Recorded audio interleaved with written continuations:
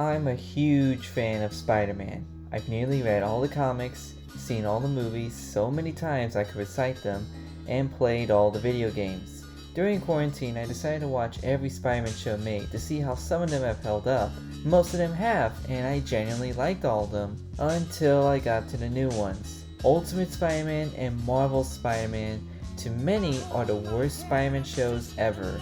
Now with Ultimate Spider-Man, I agree. I could make another video of how much I hate that TV show, but I think Marvel's Spider-Man is a special case here. This is where the Marvel animated shows really started to go downhill in terms of quality. And as of this recording, it's the last one. All the other ones have quietly been cancelled, and it makes me wonder, is this the last time we'll see an animated Marvel show in a while?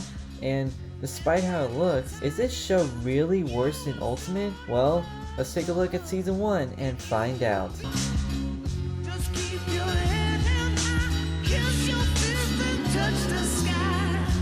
Too late to keep the world from dying. It's not too late to spread the love you have. So technically the first episode is the origin clips, but I'll just skip that since everyone and their grandma knows who Spider-Man is. Just after starting his hero career, a new smart school called Horizon High comes to Midtown to pick a potential student. Peter of course wants to go but can't afford it. This changes when one of the machines is sabotaged by Spencer Smythe, which he then saves people as Spidey, then turns off the machine as Peter, only to then go back as Spidey because Vulture is here. I mean, he could have stayed in costume, but the plot needed him to change. Also, hey, look kids, it's Vulture! Remember that movie you bugged your parents to see? Because we need to make the shows like the movies. After beating Vulture, Peter is offered a position to Horizon by Max Modell, and Harry is suspended due to being accused of tampering. This leads to Norman Osborn making another smart school, Oz Academy, to rival them. So basically half the plot is Cobra Kai with Horizon versus Oz, which I'll talk about in a bit. So let's first talk about the ugly elephant in the room, the animation. Now is this the worst animation? No, it's not. The 60s Spider-Man show will always have the worst animation, but this animation still sucks. If you look back through all the Spider-Man shows, you'll pretty much see the evolution of animation and how long we've come. Now when it comes to good animation, it requires a lot of money. These were the problems the 60s and the 90s show ran into, and that's why they reused so much footage. But that was back when Marvel was struggling to stay afloat. They're owned by Disney now, one of the richest companies on the planet and one of the best animated studios out there. Surely the budget for this would be very low. I mean, come on, what happened to the animation? I mean, seriously, what happened? Did they not care about the show that much that they just cut the budget from Ultimate and just ended up with this? That show's animation was already average, but this is just abysmal. But do you know what's really insane? It's the fact that this could all be fixed with shading. Now here's an image from the show. The background looks like it doesn't exist or match with the characters, and look how unfinished everything looks. Now here's a fan edit with shading. There! Look how much better it is with shading. Shading is important to establish dimensions and settings in any scene. It helps adding details so that they don't look like a 5-year-old's drawing. I mean, look at what I can draw now compared to this. Look at these fight scenes. The choreography is actually really good, but the lack of shading makes it look bad. There's barely any web slinging scenes in this now that I think about it. It stinks that no one really put any effort to make this show look good. I mean, look at this. Old new scientific horizon awaits! Me and LP don't have time for nerd stuff. I scored an exclusive interview with Launchpad's pal Drake that is sure to boost my online viewership. We're talking 20, maybe even 25 viewers. Then this. To regulate the temperature, so technically you should be saying heat blast. Just to point out, one of the best Spider-Man movies and the best animated movie of all time wasn't even made by Marvel. Now what about character designs? Well, it's kinda similar to Spectacular with how characters are drawn, but as for how they look, Spider-Man has some little redesigns that aren't very different, although I don't like this being pointed. I don't know why they did that. He's the only best design in the show. All of the other villains have some of the worst designs I've ever seen. Look at Vulture. He doesn't look anything like Vulture whatsoever. Kraven is just wow, I don't even know what to say about that one. The Avengers designs also look bad too, and if you didn't like how they looked in the game, then you're gonna hate the designs here. And just look at Shocker, Clash, and Blizzard. They didn't even give them their cool costumes. These designs are too simple and plain looking. They don't pop out or represent their original costumes. I mean, there are average designs for the other ones, but again, they don't pop out either. I get that some costumes are too ridiculous to draw, but this is a cartoon, not a movie. I mean, you could have done a better design on Shocker, but instead, you just made him a kid with gloves. Even I could draw a better design for Shocker. It's also funny how the concept art has way better designs, and they use that for the marketing. I get that characters always have to be redesigned, but to just suck all the color out and make them look bland, you're basically becoming the X-Men movies at that point. So the show may look bad in every way, but how are the characters? Now I'll say this. I like this voice actor for Peter. Robbie Daymond does a great job nailing a young Peter Parker, and he's a great voice actor with lots of experience. I mean, sure, he's not my favorite voice for Spider-Man, but he's way better than Drake Bell, who always wanted to make me rip my ears off. But unfortunately, the writing for him isn't that great, and most of his jokes are cringy. Sphenopalatine ganglioneuralgia?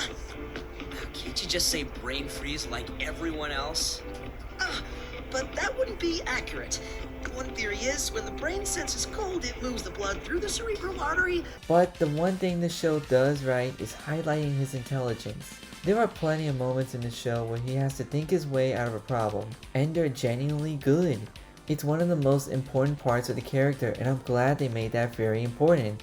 Unfortunately, it's undermined by literally everyone else. Yeah, there's more than one smart person in this show, cause we have Miles, Gwen, Anya, Harry, who's smarter than he usually is, Liz Allen, and even Flash Thompson has a smart moment. Oh, what about monoammonium phosphate? It's the stuff in fire extinguishers that separates the oxygen from the fuel. And that's only the important ones. The problem with that leads to everyone helping Spider-Man all the time. And I literally mean all the time. There's not a single moment in the show where Spidey does something for himself. The important part of Spider-Man is him being able to be a hero himself. Now, I'm not against the idea of him getting help from his friends. In fact, it's one of the reasons why I like MJ in the PS4 game. She's actually useful and she doesn't get kidnapped every time. Yet he doesn't have a moment where he does anything by himself except for the first episode. That's it. It's the same reason why I don't like Ultimate Spider-Man. He's being babied as a hero and the show is not letting him be independent whatsoever. Say what you want about the MCU Spidey, but he took on Vulture, stood up to Thanos, held the Infinity Gauntlet, and beat Mysterio, all on his own. His friends help him so much, and if they had spider powers, they would just become heroes and okay, wait, I'm not there yet. Not only that, but they are also written very poorly. Anya and Gwen are annoying. They are always getting in Peter's face and bragging how smart they are or how they could have done that better. They're very unlikable and nothing like their comic counterparts we love. Miles is just there, and even when he gets his power, he's always being sidelined and not given any special moment. Harry is the most annoying character on the show. He's the only one that hates Spider-Man and is constantly fighting everyone on everything. It's called trespassing. What I'm doing is called activating security. So check it out. She totally messes with Spider-Man. It's hilarious. Is it? Because thanks to this screwball character, Spider-Man lost a bad guy. Oh, please. Spider-Man needs to be taken down a peg. This screwball's my new hero. So Spidey saved the day. I guess he really is a true hero, huh, Harry? Oh, please. You can't believe everything you see on the internet, Pete. And the whole hating Spider-Man part doesn't make any sense. It just comes out of nowhere. I mean, the Daily Bugle already exists, and I don't know why Jameson doesn't make any appearance here, but he's literally the only one. And as usual, he's a suck up to his dad. But they actually do something interesting here. Instead of the usual Norman ignoring Harry and favoring Peter, he actually cares about Harry and gives him everything to make him successful. But the problem, like I said earlier with the show, is he's not letting Harry be himself, and this constantly bothers him. It's a great change from the usual relationship, and I honestly like that. Also, fun fact, Norman is voiced by Josh Keaton. I mean, he does a great job and all, but come on, just make a Spectacular Spider-Man Season 3. Seriously, everyone wants that. Anyways, what was I talking about? Oh, right, this. Well, I guess it's story time. So like I said, half the plot involves Horizon High and Osborn Academy. Now it's cool that Horizon is being featured as a smart school for Peter to attend to. It's a different take on the usual Spider-Man formula. However, this is also one of the biggest problems in the show. Nearly every villain is created from or attacks this school so many times that you wonder how this school isn't shut down. Seriously, let's do a count.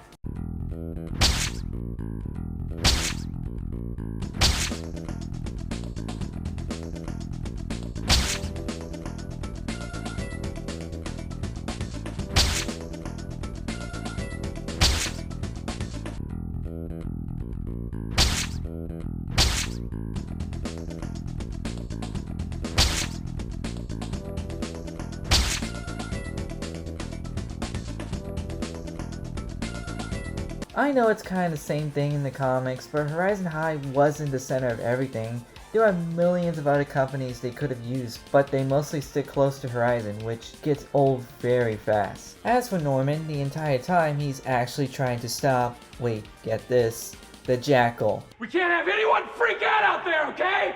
We've got to keep our composure. We've come too far.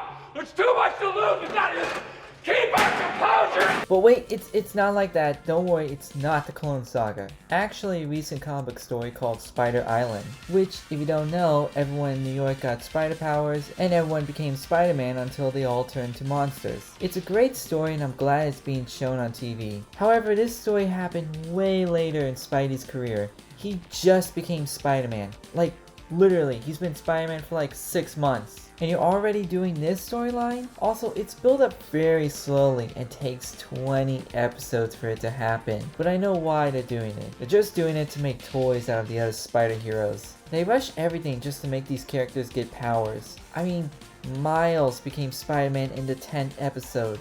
And he even does hero stuff after being bit in less than a minute. Ow! What was that? Spider-Man! Oh no! Is that Spider-Man? Relax, Miles. He'll pull out of it. He's gonna pull out of it. He's gotta pull out of it. Oh no! He's not gonna pull out of it.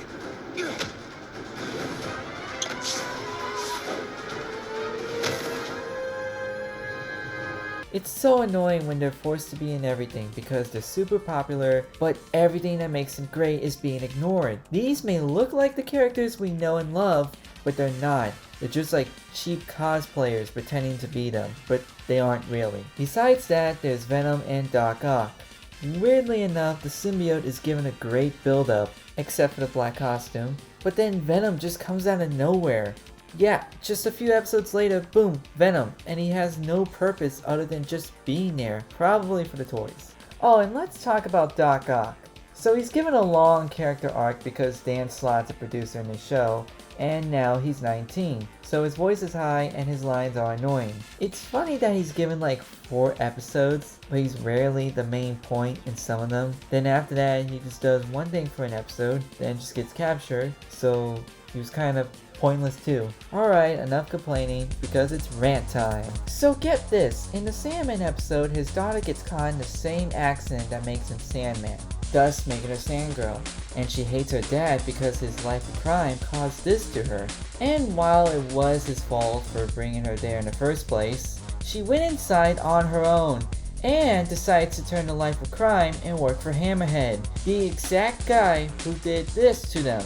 And she's smart too, so of course she makes weapons for them even though her dad has told her not to become him. Then she proceeds to kill him. Like, what the f***?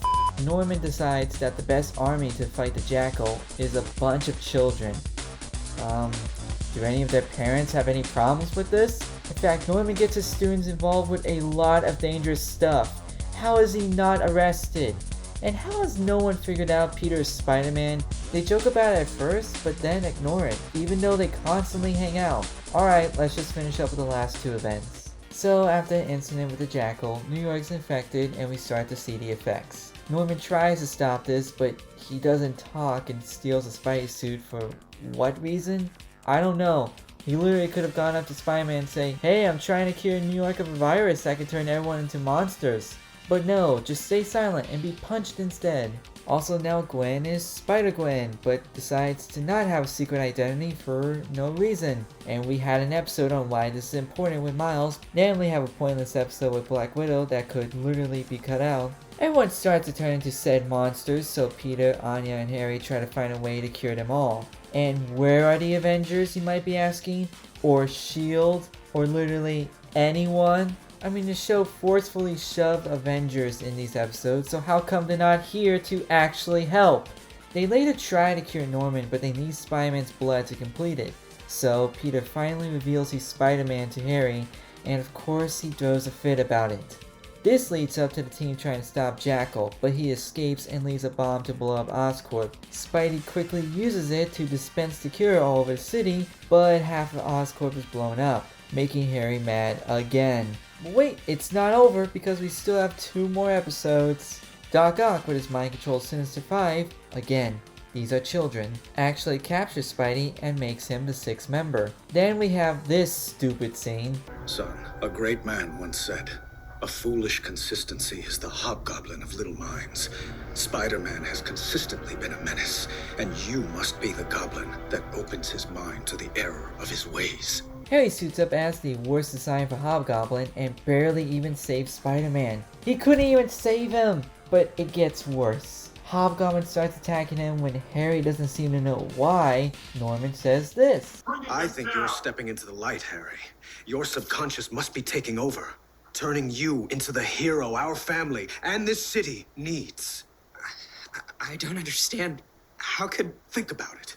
All those serums you tested on yourself to find my cure, all those trials, who knows what effect it's had on you? And he believes that? And of course it turns out it's Norman and Harry finally does something useful. So now Norman is presumed dead. Well, we all know that's not true. And Harry's left with the company.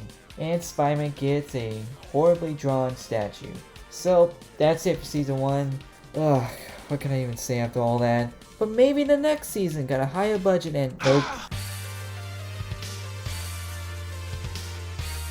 So season 2 starts off with a summer episode called How I Twipped My Summer Vacation.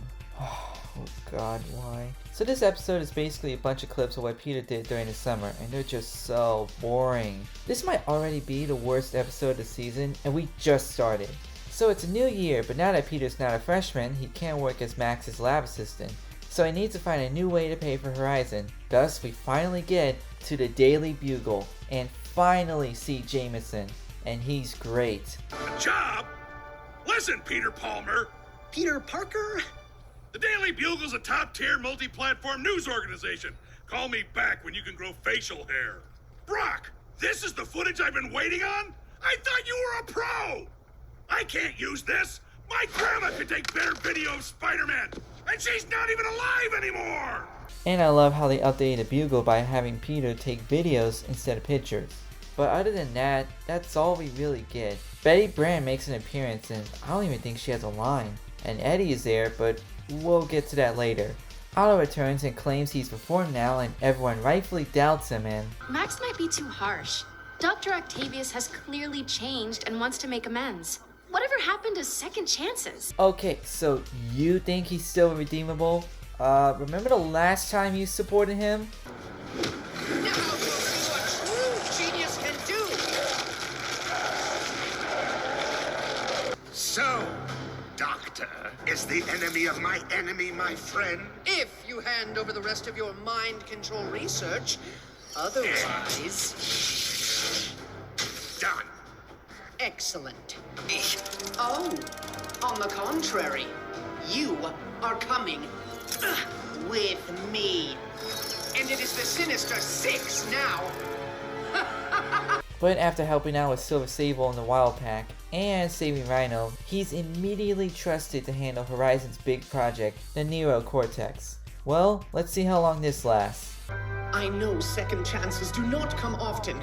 I swear I will not disappoint all of you students. You can't just use their neural pathways like computer circuits. That could fry their minds.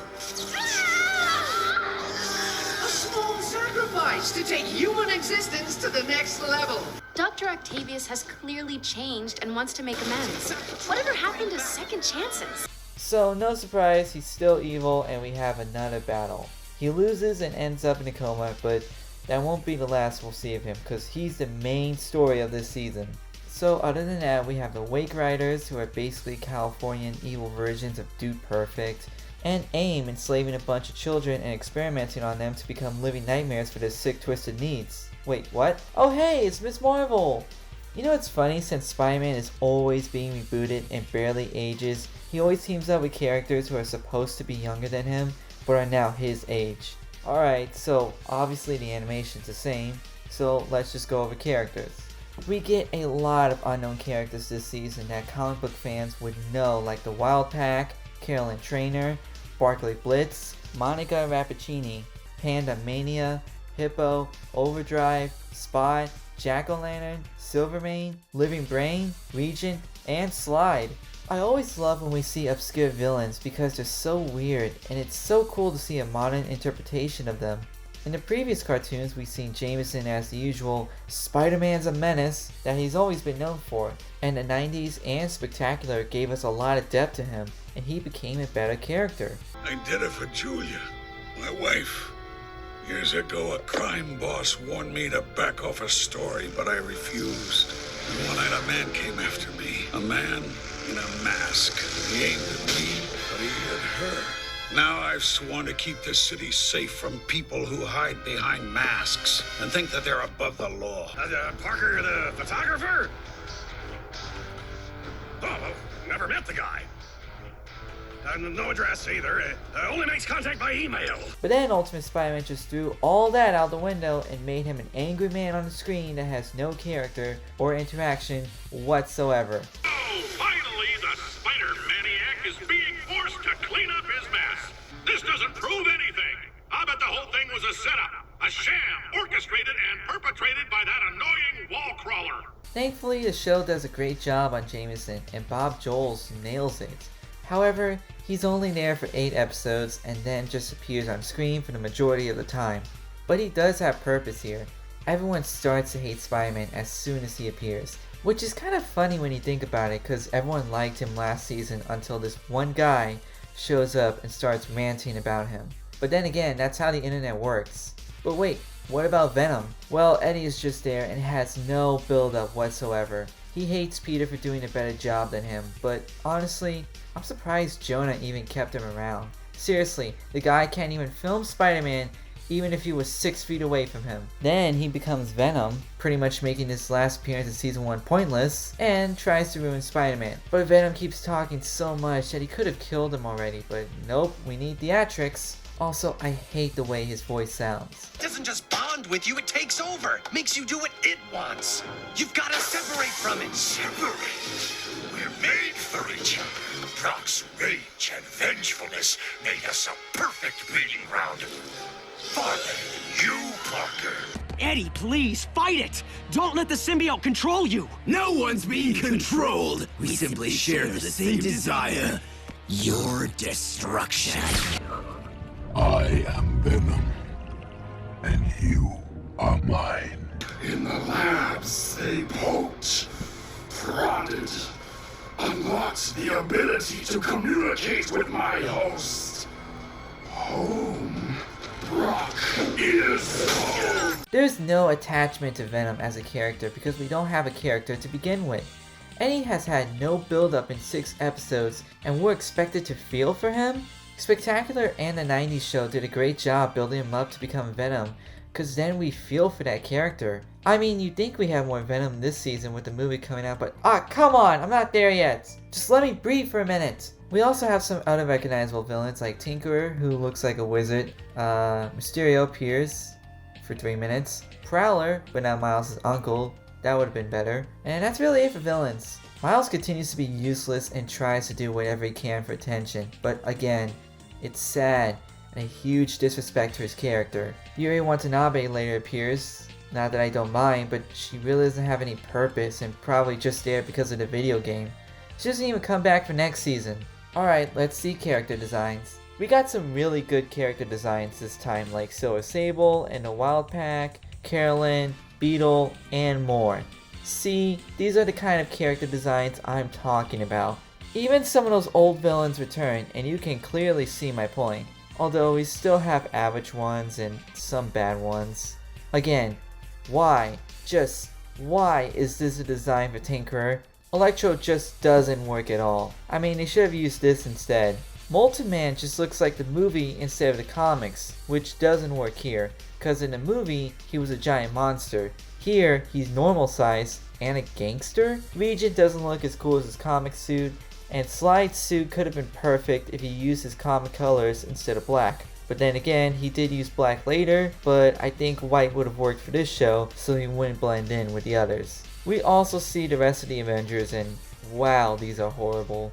Overall, I think they made a lot of improvements. However, there are other designs we'll get to later, so let's get back to the story. So after Venom tried and failed to destroy Spider-Man, Peter is fired from the Daily Bugle and his only hope to pay for Horizon is to build something in the Horizon Open House project. But someone, who sounds like Doc Ock, puts a bounty on Spidey so he has to fight every bad guy that comes at him. This takes about 4 episodes, which gets tiring after a while because Spidey too is tired of all that. When he and Miles tries to track down who did this, Living Brain turned out to be controlled by Doc Ock, again, not surprising, whose plan is to swap minds with Spider-Man. Yup, they're actually doing the Superior Spider-Man story, which, if you don't know, is another recent story where Doc Ock was dying and switched bodies with Peter, thus killing Peter off and pissing off many fans, and deciding to become a better hero than Peter ever was. It was a great series with a great concept. It was really interesting seeing how Otto approached being a hero and did things that Peter would never think of. Eventually, when he realized he couldn't win,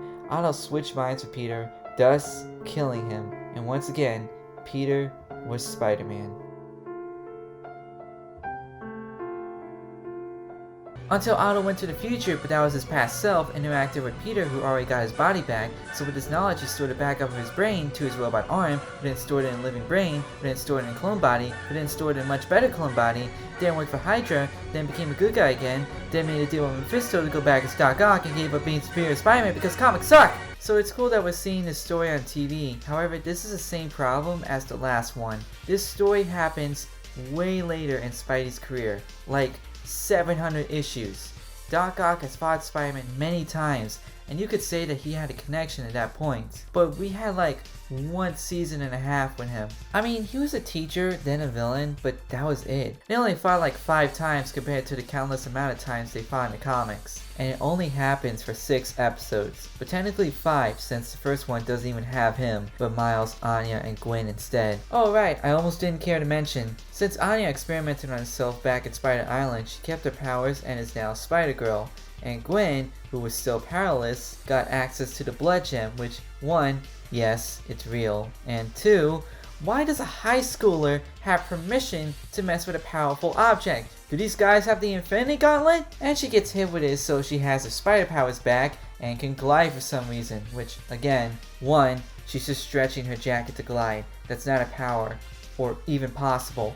And 2, that's not what the Blood Gem even does. And after getting it back, she becomes Spider-Gwen again, but she puts on a mask this time, so people will definitely not know who she is, even though there are newspapers of her in costume. And it's the same one. And she calls herself Ghost Spider because Marvel decided to change her name from Marvel Rising, which affected comics, but it's a stupid name that makes no sense whatsoever, and was already taken.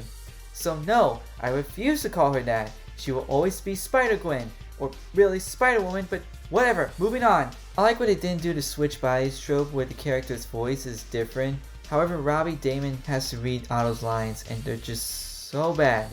Hey, Pete. Yes, I am Peter Parker. That is absolutely correct. Huh? I think that went well. I mean, I know he talked differently in the comics too, but he had better lines than that. I also hate how they keep cutting back to Peter in the Matrix. Again, like the comic did too, but still hated it there. I will give it this. It makes much more sense than Peter's subconscious or mind or whatever. I mean, it's still a little confusing, but the computer stuff makes much more sense than the mind weird stuff. Otto tries to activate his plan, but starts to relive Peter's memories. This causes him to become a hero and then becomes the superior spider. Wait, what's that? Why did you change this? Why? Just why? I mean, come on, was it so hard to use this symbol? Man, what is it with the show's horrible Spider-Man costumes? Anyways, he stops crime by using his spider bots and more violent tactics. Miles starts to notice and finally becomes useful by trying to tell the Avengers to investigate this. But of course, like the comic, they don't find anything out. I would like to mention I hated it when characters who've known Peter for a long time, like Mary Jane, couldn't figure out that something was wrong with Peter and just thought he became a jerk out of nowhere. Same thing happens here, and I know, yes, they only known Peter for a year, but then again, you could definitely tell something was wrong, even if you only known him for a whole year. So Miss Marvel's friendship is ruined, and Otto leaves Horizon because of his huge ego. So he returns to Midtown High and we meet Anna McCroney. Hey look, Cloak and Dagger are here, and they got the actors from the TV show. That's also cancelled too. Also, look at these fight scenes. They're so good, but it needs shading. So after fighting everyone, Miles and Peter confront Otto and ask him to give his body back. Yeah, that's their plan. They just go fight him and then back to Horizon. That's it. I mean, what did you expect would happen? Also, Venom just randomly detects Spidey, so he breaks out, without Eddie by the way. Even he's bored of him, and just attack him. That's it. No superior Venom or anything cool like that, just Venom. So Otto can't beat him, and kinda like the comic, Peter beats Venom, but Otto returns his body, effectively killing him. And thus, Peter is back. Otto Octavius, who's always been known as a villain, did something heroic. And oh wait, he still has a body to go back to. Never mind. So that's it for Superior Spider-Man arc. Way too short in my opinion. They should have committed to it and made it the entire half of the season. 5 episodes were not nearly enough for this event, but overall it was better than Spider Island because they paced it much better and it wasn't even hinted at in the beginning. But wait, we still have 7 more episodes to go through. Why are you still going? So Peter can't go to Horizon and tries to find Miss Marvel, but ends up going against Regent for 2 episodes. Then he fights Slide like I mentioned before, but he can't beat him. Yeah, that's right. Spider-Man can't beat Slide, so he needs help. To beat Slide, I mean, come on, what's next? He can't beat Wheeler? Since Otto is still alive and still wants to be a hero, he decides to become the man in the chair. Alright, I guess that makes sense. He could do more, but sure, why not? If Spider-Man can't beat Slide, then what hope does this city have? Turns out this is all part of Goblin Nation, which happened in Superior Spider-Man, and I don't know why they changed it, but never mind. So Peter and Otto try to figure out where they're coming from, but then Spider-Girl and Spider-Gwen come in. Finally! Where were they for the last 8 episodes? We think the new goblin is your friend Peter Parker. What? So, wait a minute. So now you guys straight up think Peter's a villain just cause he acts weird for a bit? Do you not remember everything that happened in the first season? He helped you every single time, and this is how you help him? These two are so stupid. They don't even suspect the most obvious person. Smite's been building Slayers just like his father, and he's improved the design. If he's stuck into Slayer tech, an old Oscorp scheme, what's stopping him from working on Goblin tech too? You're in denial. I just you. Oh, and Harry's back now after being gone for nearly the whole season, which I was thankful for, but somehow in only 3 episodes, he still manages to be the most annoying character in the show. Peter and him try to find the Goblin King and end up finding out that Harry has been lying about being away and has been building this huge mech that can hack and control everything it touches for the good guys. Good. No, it's not a good idea. I could tell you so many problems this brings up, but I'll just list them here. Also, just take a moment and look. As you can see, they just copy and pasted Hobgoblin's design and recolored them instead of creating interesting and new designs. Not only that, they took the glider, you know, one of Green Goblin's famous weapons, and made it a flat hologram. Seriously, how lazy can you get? I mean, imagine Spider-Man not using his web shooters, but a grappling hook. It just feels wrong and looks wrong too, cause all the goblins look like they're on flying popsicle sticks. As it turns out, Goblin King is hiring previous bad guys to join his army, and has been stealing Harry's stuff to take over the city, just as predicted. But ironically, the actual twist is who the Goblin King is. Now, who's the first guy who comes to mind to dress up as Green Goblin, and was the main villain in the comic they're basing this on? Yup, you guessed it, Norman! The Vulture. Adrian Toomes? What? Why would you not use Norman Osborn? Especially in the story that was about Norman Osborn. What made you think that was a better idea? I mean, it's based on goblins. Harry's involved. And all Vulture did was just poke around for one episode here and in Avengers, and that's it. Even in Superior Spider-Man he only appeared twice and was blinded by Otto. I mean, I'm kinda tired of Norman and Oscorp being used all the time, but this was not the story to not use them. It feels so out of left field, and Vulture would never do this. So now the rest of Team Spidey, God I hate saying that, go out to stop Goblin Nation. We see Spidey on a motorcycle, cause why not? Here he argues with everyone again, Anna and Otto help, and we get this. Master Spy to get a jump on Crossbones. Then I'm a master spy. Booyah! Guess that makes you Spidey. Which, let me explain why that line is so infuriating. In 2016, when all new and all different Marvel was coming out, Marvel was bringing Miles to the main universe since the Ultimate Universe was getting hard to follow.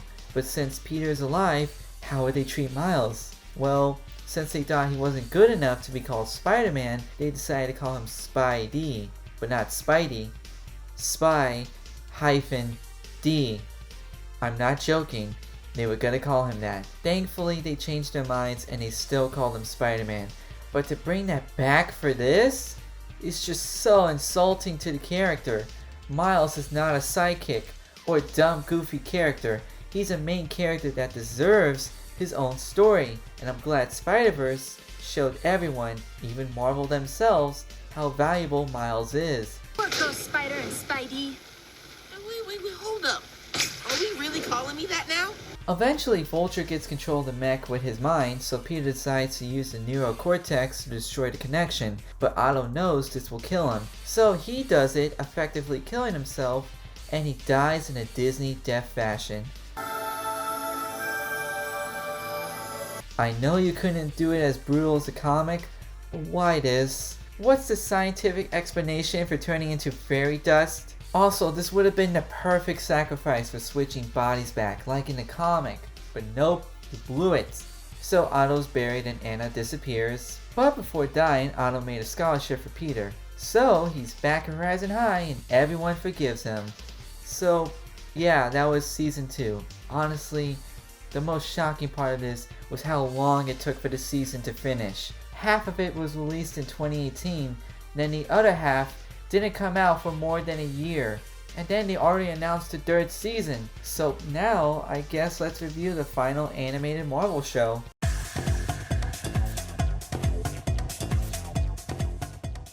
Alright, first off, I hate that title. It should have been this. And second, this season has a total of 6 episodes, with each of them being released a month. I mean, technically it's 12 episodes since they're each an hour, but what happened?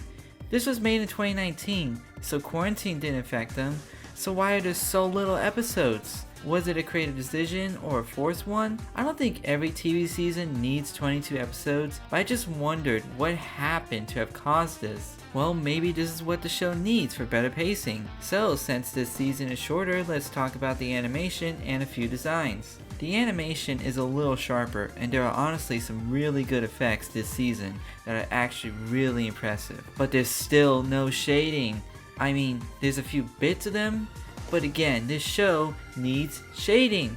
As you can see, Spider-Man has a new suit that looks very similar to the advanced suit. It's not bad, but I feel like they could have been bolder and really tried to make it unique instead of feeling like a copy. It's funny how everything Spidey is in now is trying to add different things to his suit, with some of them being little changes and some of them being very different.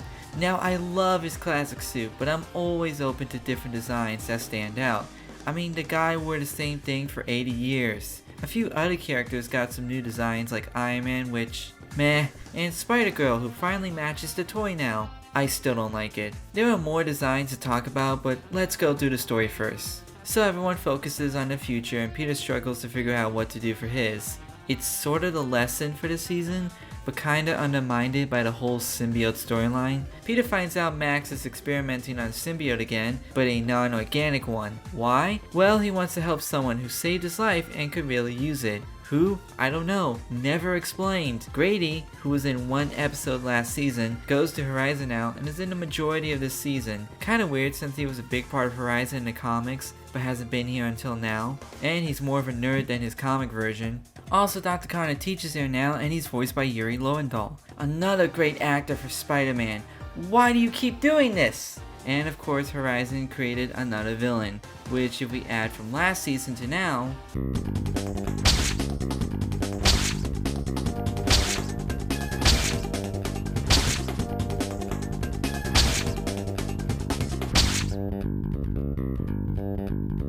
And it's Technivore, so it eats every technology it sees. So with no choice, Spidey puts on a new symbiote and...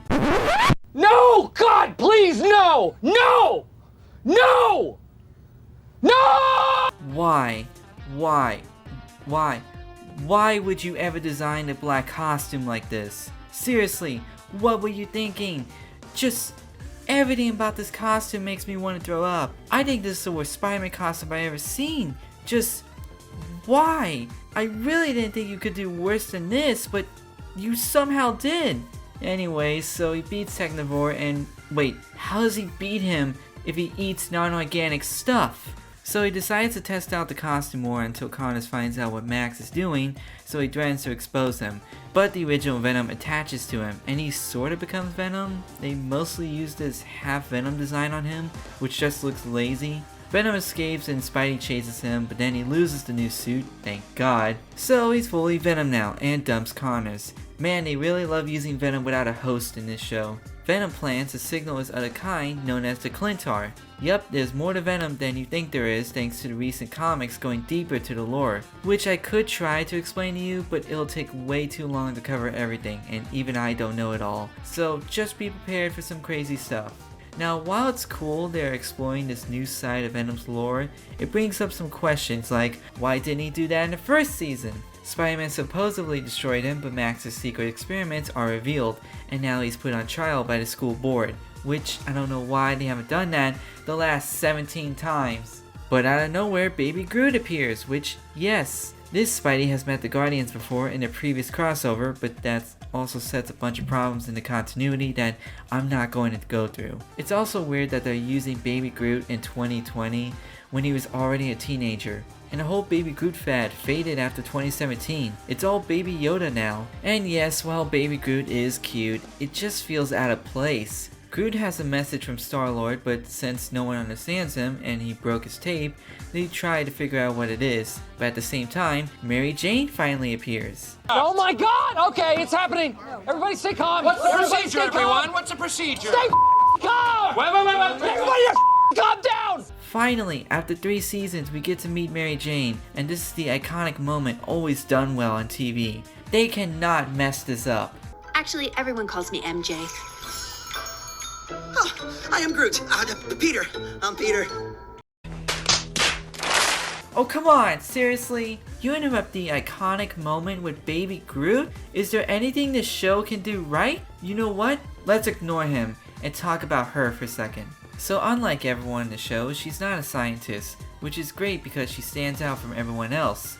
Her design is also great too. Yeah, it looks a lot like Kazumi, but it's still a good look. And like Kazumi, she's more focused on sports, so it's a cool change. Sadly, she's rarely shown until the last episode, and definitely could have been on more. Anyways, Peter and Miles try to find out what Groot is saying. This takes them on a little adventure with Ironheart, Amadeus Cho as Hulk, and Doctor Strange trying to stop AIM. Which was fun and all, but ruined when they could have just fixed the tape. I'm sure they have the technology to fix it. It's freaking Horizon! Or these guys! But then we wouldn't have that episode. Anyway, so the message was the symbiotes are coming to Earth, so everyone tries to come up with a plan. But the Avengers are taking over, and eventually everyone becomes symbiotes. Now here they could have gone crazy with the designs, but they don't. I mean, look at Web of Shadows. Or these talented artists who did a better job. Where's the creativity? The half Venom designs don't work at all, and they just all look the same. Yet they put effort on these, but those were just easy to copy. What's also disappointing is the whole symbiote invasion. It's super rushed and could have been 5 parts, but instead it's just 1 episode, which is honestly very disappointing. I mean, a game from 12 years ago, and the comics are doing this story way better. You had the whole Marvel universe interacting, but here it's just Moon Knight, who's done pretty poorly and probably just here to advertise his upcoming show. You could literally replace anybody with him, like the Punisher, and nothing would have changed. But yeah, New York's infected and cured in 1 episode, and the whole Clintar story is undermined. You could have done Null, the literal god of symbiotes, but nope, just move on back to Horizon. So what's the point of this title then? So Max's trial begins and everyone tries their best to save him against Connors, which I hate that they made him a bad guy. This ends up with Peter unmasking himself in front of the board and his friends, so they start criticizing him about keeping his secret identity. Spider-Man's house or Peter Parker's? Or maybe we should just split up for a bit. Spidey, you check out the bee. We'll patrol for Rhino. Good idea. Seriously? Did you not accuse him of being a Green Goblin, or did you even tell him your identities? What right do you have to judge him on not telling you? Sure, he could have by now since you all have powers, but they complain about this the whole episode. Then in the next episode, it's revealed that the whole plan was none other than Norman Osborn. Oh my god! Wow, they were really allowed to draw this? And he's got a bunch of villains like Swarm and Jackal to get a piece of the symbiote so he can become Goblin, Venom, whatever. Just God, where do I even start? I can't talk about this normally. So...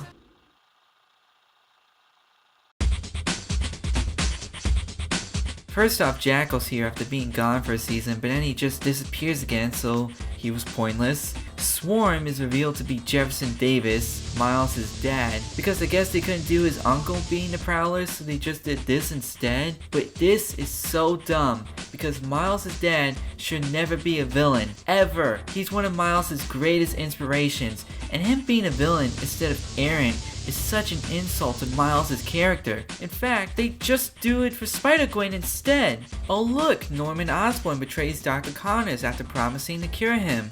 Of course he would, you idiot! He did that the first season! And Norman just showing up out of nowhere is so annoying. You should have shown up for last season's event, and not this one because he feels so out of place here. It's like the Clone Saga where he's just there to take credit, and we've never seen him as the Green Goblin. No, we just skipped that important character arc just to get to this. What is this even supposed to be? I mean, they could have done this design, but no, why bother putting effort into anything when you could just do this? And Norman starts acting like he's had a long interest in Spider-Man, but there's been no development of this whatsoever. All Norman cared about was Harry, but yet they pretend he cared about Spider-Man even though everything he did in season 1 was for Harry, who shows up to fight him. At this point, he just shows up for a few scenes and doesn't really do anything. You know, it's sad when I stop caring about Harry Osborn in a Spider-Man show. So Norman's defeated in an admittedly epic battle and Max is back on Horizon. But we have one more episode about Venom because that was the whole point of this freaking season.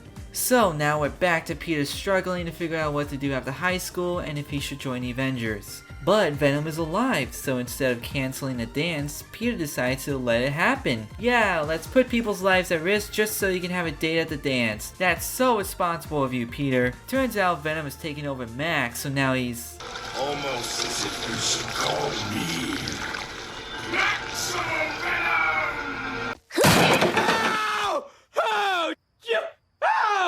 Oh god, please, let's just finish this. So he made a portal to his homeworld where we have a bunch of recognizable characters like Scream, Scorn, and Mania, and that's it? Really? You couldn't do the 5 symbiotes? Instead, you just picked Scream and then Scorn and Mania? Really? The least 2 popular symbiotes in the comics? And you made their designs bad too? I mean, come on, why would you mute Scream's color? It's bright yellow. You could have done Carnage or Null or Riot, which would have been way better. But no, you just picked 3? Whatever. So Venom brings the World Killer, which is a dragon, but Spider-Man gets Max to gain control, and together they destroy the seed. So in an epic explosion, the symbiotes are gone for good, but Horizon is finally destroyed. Afterwards, we see Peter and Mary Jane kiss, and Peter decides with Tony's funding to have his own tech company run by everyone. And of course, it's called Web, which honestly feels a little too soon. I mean, he's still a teenager, but whatever, it's over. But wait, what about Max's friend, or Miles' dad, or all the other plot holes and cliffhangers you left off of? Nah, who cares, it's over. So that was Marvel's Spider-Man, a show that tries to be different and has some genuine good ideas, but executes them poorly. There's clearly a passion put into this, but the low budget animation ruins every scene. Like I said, there are some really good fight scenes that are shot and choreographed really well, but the lack of shading just makes it look unfinished. The writing is bad, and I know it's aimed for kids, but that's no excuse. And the pacing was just all over the place. And again, the stories they chose were interesting, but they should have had Peter out of high school. We've seen enough of young Spider-Man, and characters like Eddie and Norman were just rushed so we can see them as villains. They should have focused on building them instead of the other Spider heroes, because that's what people care about. Yeah, people love Miles and Gwen, but you can't just shove them in and expect success. I feel like the show is similar to Dan Slott's writing of Spider-Man. They clearly love the character, but they don't understand him. Spider-Man shouldn't need help every episode, and you don't need to shove every single superhero in there. Spider-Man needs to grow on his own and have room to breathe. Yeah, he lives in the Marvel Universe, but they should just be cameos or nods, not in-your-face merchandise or movies. You know, like the PS4 game. And his school life should be normal, not a crazy science school that nearly blows up half the time. Again, looking at more of the concept art, you could see the potential this show could have had, but without much funding, I guess we ended up with what we got. I mean, it makes sense when the movies and video games, well, not all of them, are making tons of cash. So why not make MCU shows instead? But I think Marvel can still make good animated shows like X-Men, Avengers, or even Spectacular Spider-Man, because those were unique shows. And while I love the MCU and will always praise every film, they don't have to be in everything. So I guess for now, I can truly say it'll be a while till we see another animated Spider-Man show, or any Marvel show for that matter. Maybe they'll bring back the old ones, maybe they'll make a new original show. But until then, I guess this is goodbye. Well, Spidey fans, thus ends our tale. For now, we hope you enjoyed our scintillating saga of nefarious villains scheming and spectacular hero daring do. But until next time, true believers, Excelsior!